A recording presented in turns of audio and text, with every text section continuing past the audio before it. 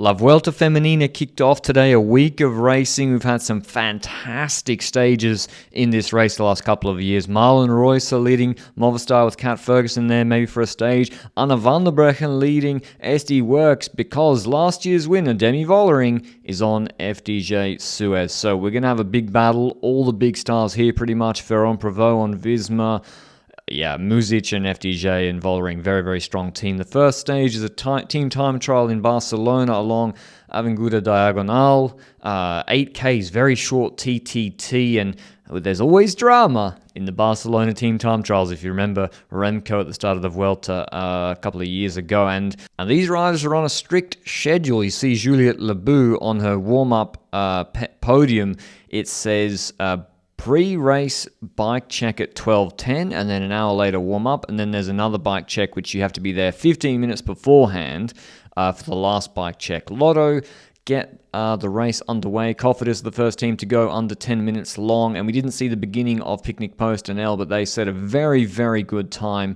They're always actually, as the women's team, very strong in this discipline. We've got a U-turn just before the intermediate time check, and we see Picnic smashing the time of Cofidis, going under 9 minutes 40. The next team, Human Powered Health, also with some strong riders like Zanardi, Williams, De Jong, and Casper. They're just under 9:50 behind Picnic, so it's good time from Picnic, but as you know, before the start of the TTT, all the bikes are measured in a jig by a UCI commissaire to see that they're compliant with the UCI rules relating to where the frame and all the components sit together. There's specific rules about how they all fit. Now, the problem was, apparently there was only one commissaire, and Movistar turned up late. They turned up late for that check, and then I timed it. Their last rider, you see Royce is popping her head up. Where's my last rider? Where is Magalhães, who I think is the Brazilian natty champion, the TT Lippit's looking, where is she? She got on the stage 10 seconds or less before they rolled off and started, and Movistar got fined, each rider 200 francs. The DSs got fined for turning up late to have their bikes checked, but they started with 7 riders. Ferguson has a flat front tire. I'm not sure if that was related to the erratic start, and then that backlog affects UNO-X. So then UNO-X, they didn't decide, let's delay the start for the next teams, which would make sense because they've there's been a backlog because of Movistar, or let's speed up the bike checks. They just continue as normal, and then you see here UNO-X, I think they started after their official start time, and that's why the rolls were rolling off, because their last rider who just rolled up, she hadn't clipped in yet, and so UNO-X lost maybe 3-4 seconds. They still got to start with 7 riders, but then the domino effect goes on to affect the next team, Movistar, and UNO-X, as I said, under about 9:53. Movistar still set a very, very good time, 9:46, with Royce leading the way. Visma Lease bike, 4 riders on stage, and we're missing Imogen Wolf, I think Femke de Vries, and then as their time's going, they're already rolling off. They're rolling off with 5 riders because the UCI commissaire didn't release them in time from the pre-race bike checks.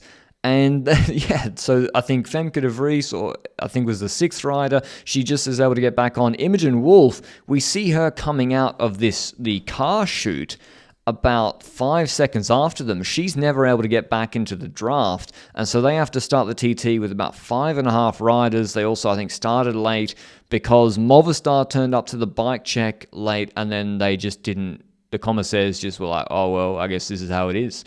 So pretty ridiculous situation at the start of a Grand Tour. Obviously, you got Ferron Prevot here trying to go for a good GC result. They finished 12 seconds or so behind Picnic, Post, and L. So not a disaster. I mean, these are still small gaps, but of course, it's not the way you want to start the race. Liverlula J-Code, they're always good in this discipline, both in the men and the women's team. And at the intermediate time check, they're 2 seconds ahead of Picnic, Post, and L. They've got good track riders like Paternoster on the team, who might even win the stage tomorrow. She comes second across the line. Mavi, she stops pedaling, even though she's the 4th rider setting the time, but they still beat that Picnic time by a good margin, 6 seconds. Chloe Dygert leading the way for Canyon Shrams onto Crypto, and Kasia Niewiadoma, last year's Tour de France Femme avec Zwift winner. They're just behind Liverlula Jayco, 5 seconds. EF Education, Oatley, strong team.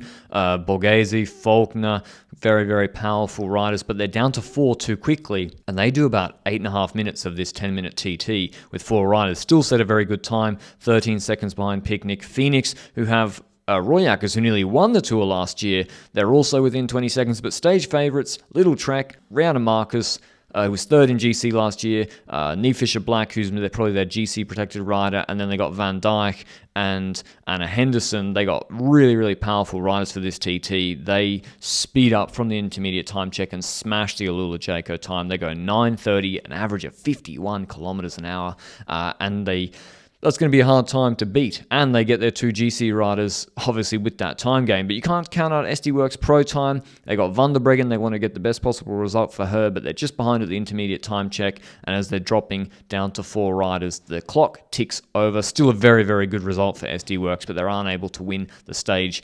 But could Demi with Lene, Guazzini, very strong rider, Argeest. They're protecting Music as well, who's probably, this isn't her favourite discipline on the flat, and she said she's not been in the best shape.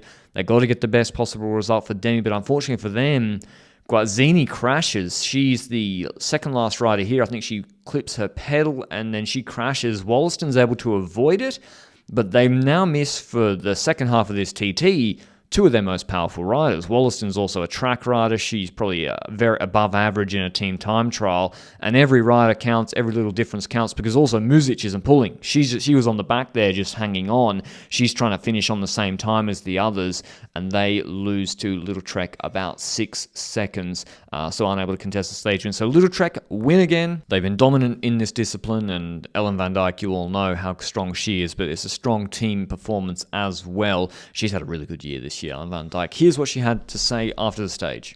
Yeah, we are super happy. We really wanted this win. We trained really well for it.